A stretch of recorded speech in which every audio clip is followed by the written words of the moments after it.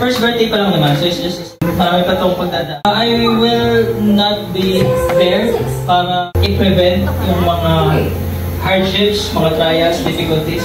Hindi yung role ko. My role is to be there to support him so that he can endure, he can overcome, and figure out his own ways on how to solve his own issues, his own problems.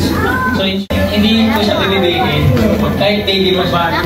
And so that he will grow up to be responsible and independent. Yes, yes. And ang wish ko lang is sana pagkain niya maging kasing bait niya, kasing talino. Yung mga idol natin, yung mga kilala natin ng mga mabait at talino. Mas matalino pa ito sa mabait sa atin. And most especially, his faith and service to God and community.